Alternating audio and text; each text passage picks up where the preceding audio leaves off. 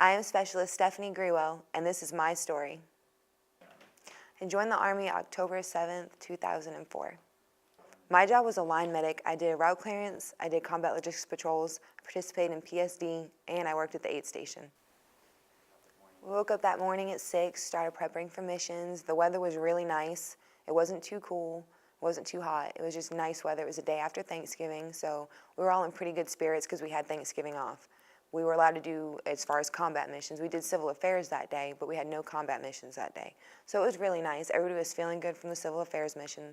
So we SP'd from the gate, and we were riding down the road. It was the same road that we had traveled for 2 months now. So everybody was pretty familiar with it. We had never had problems when we were getting ready to have problems at. So as we're driving down the road, I would call things out to the gunner because he was facing backwards in the rear truck. And so I told him that a marketplace was coming up and that it looked really crowded. It was a marketplace and there was an IP station across the street from the marketplace. 3 individuals stepped off from the marketplace out to the curb with large glass bottles, is what it looked like, huge 40-ounce bottles, and threw them. And that's when everything happened. They detonated. They weren't just beer bottles, they were bombs. They were Russian anti-tank grenades, is what they had thrown at us.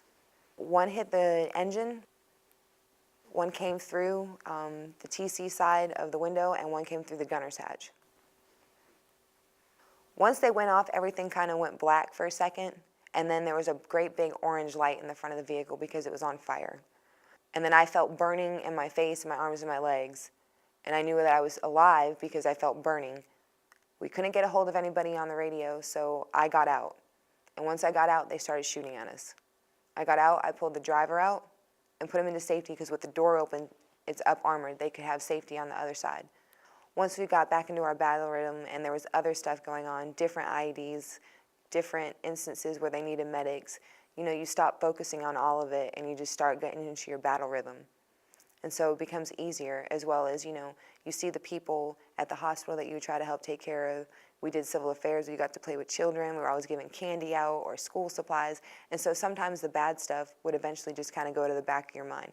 You knew it happened, you knew you wanted to be cautious, but there was other things that were more important, and it was getting out there, making sure that our guys had the supplies that they needed, as well as trying to help Iraq stand on its feet, and that's what a mission is here.